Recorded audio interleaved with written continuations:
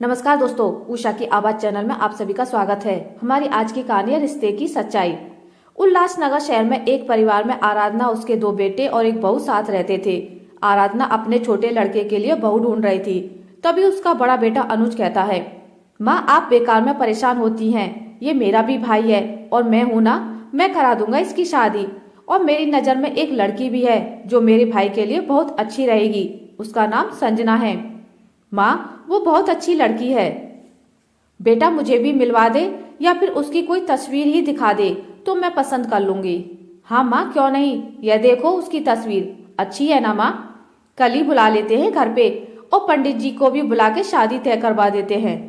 संजू हमेशा से ही अपने बड़ों का कहना मानता रहा है, इसलिए उसने भी शादी के लिए हाँ बोल दी और कुछ ही दिनों में दोनों की शादी हो गई। लेकिन कुछ दिनों बाद एक दिन, संजना कहाँ हो, जल्दी आओ, देखो मैं क्या लेकर आया हूँ। अरे आपको कैसे पता कि मुझे यह सूट अच्छा लगा था? मैंने तो आपसे कहा भी नहीं लाने को, पर आप मेरे लिए लाए, मुझे बहुत अच्छा लगा, थैंक यू। अरे मारूंगा पगली, मुझे थैंक यू मत बोला करो, समझी?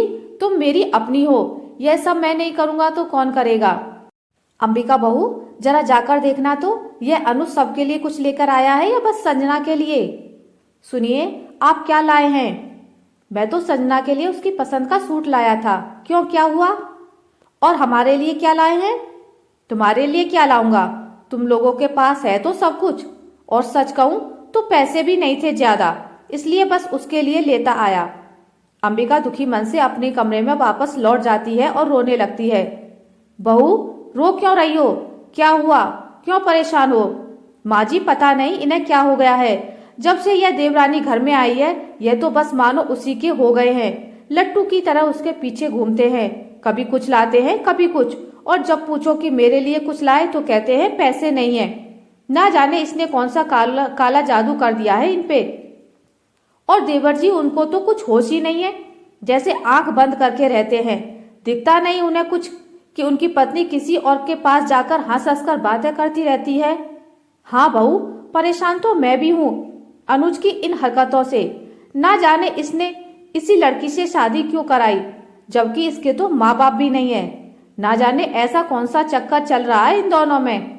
लेकिन तुम परेशान मत हो, मैं देखूंगी, इस पर नजर रखूंगी कि आखिर ऐसा क्या करती है जो अनुज इतना बदल गया है। कुछ वक्त बाद एक दिन अनुज के एक बड़े फैसले ने सबको चौंका के रख दिया। अनुज ने अपने छोटे भाई को बुलाया और कहा, संजू यह देखो संजना का फॉर्म है, कॉलेज की फीस मैंने भर दी है, 3 साल की, और बाकी सारी चीजें भी ले ली हैं। मैं इसे ग्रेजुएशन कराऊंगा, और हाँ इसका कॉलेज मेरे ऑफिस के पास है, इसलिए कल से मैं इसे कॉलेज लेकर जाऊंगा और वापस छोड़कर जाऊंगा। पर भैया इतना बड़ा फैसला लेने से पहले आपने मेरी परमिशन लेना भी जरूरी नहीं समझा? वह मेरी बीवी है और आप उसके लिए जो भी करते हो वह अलग बात है, पर यह आपको बहुत गलत किया। अरे मैं उसे पढ़ाना चाहता हूँ, काबिल बनाना चाहता हूँ, और तुम ये बातें लेकर बैठे हो, ये क्या पागलपन है? पागलपन यह नहीं तुम कर रहे हो अनुज, जब से ये लड़की घर में आई है ना जाने तुम्हें क्या हो गया है, पागलों की तरह इसके पीछे घूमते रहते हो, ना कोई होश है ना कुछ खैर खबर। आखिर तुमने क्या शादी इसलिए ही करवाई थी? तुम्हारे छोटे भाई का हक है भी या नहीं इस पे? आखिर ऐसा क्या काला जादू कर दिया है इस लड़की ने, तुम्हें अपना दीवाना बना लिया है? और इस लड़की को भी कोई शर्म है नहीं कि जेठ के सामने जब देखो ठाके लगा लगा कर हंसती है, ना सिर पे पल्लू है ना बातों में तमीज, बिल्कुल बेशर्म लड़की है। माँ बाप भी नहीं थे तो आखिर शर्म लिहाज सिखाता ही कौन? माँ आप यह क्या अनाप शनाप बोले जा रही हो? एक लड़की का फ्यूचर बनाना क्या गलत है?